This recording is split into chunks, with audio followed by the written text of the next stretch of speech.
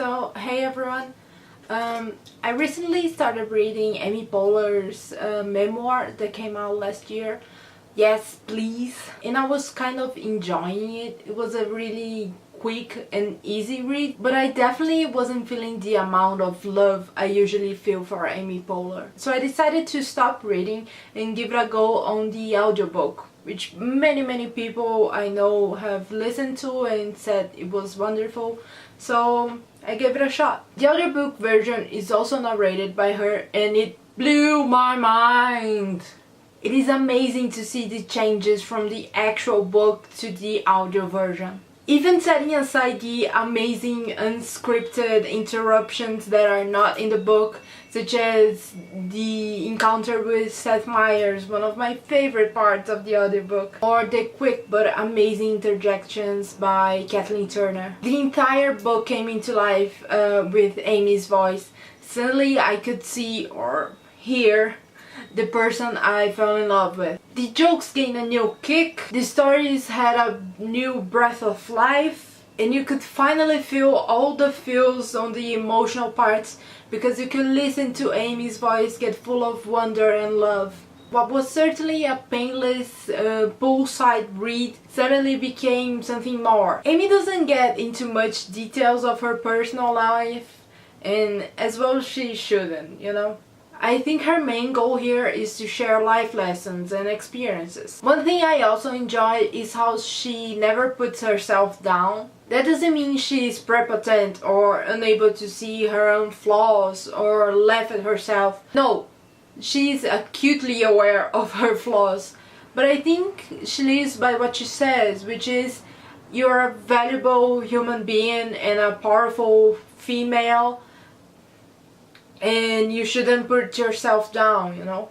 When she laughs at herself, it's not in a damaging, self-deprecating way. It is less about her flawed persona and more about the situation itself and how life sometimes puts us in awkward positions. Having read both, I would strongly recommend this audiobook way more than the physical copy. I also found other memoirs or fictional books written in first person to be better on its audio version. A few quick examples are Tina Fey's Bossy Pants that I reviewed in Portuguese, links below. Lena Dunham's Not That Kind of Girl, which I haven't read but I'm currently listening to. And of course my beloved Secret Diaries of Lizzie Bennet, narrated by Ashley Clement. So all of this audiobook craziness actually started with Kate Wile's audiobook club.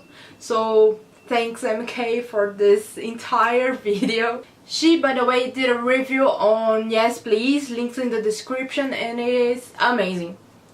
If you're not a follower of her audiobook club, you're totally missing out. Before her, I have to be honest and say I didn't really listen to many audiobooks. I am one of those people who loses focus really easily when just listening to something without any visual aid.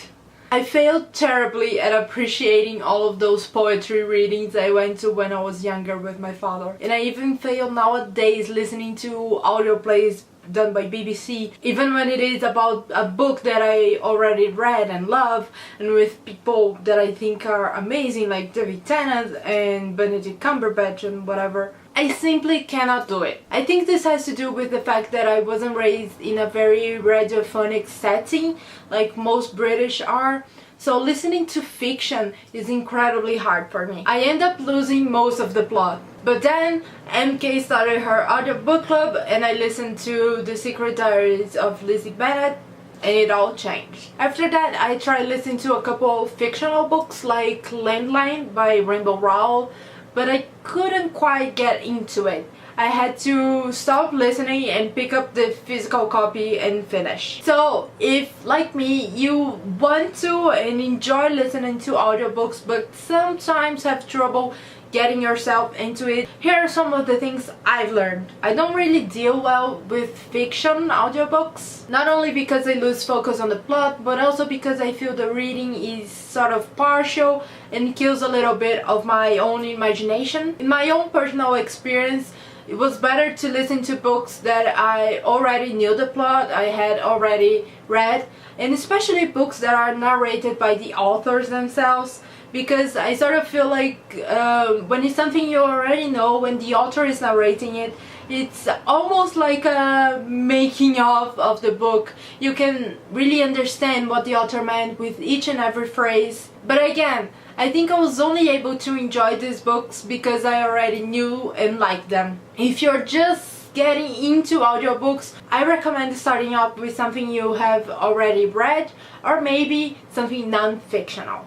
Tips for my favorite fictional audiobooks are the Harry Potter series narrated by my personal hero Stephen Fry, John Green's narration of The Fault in Our Stars that is available on the FTBA and comes in this amazing package with extra perks in it, and of course all of Neil Gaiman's narrations for his own books, because Neil Gaiman has that lovely voice and accent, and I feel like memoirs or fictional books written like memoirs, which is in first person, work better for me, especially on a first listen or in a first read. I would recommend starting up with those. I can usually listen to them straight up without having read the original material first. So if, like me, you're starting for baby steps into the audiobook world, I'll start there.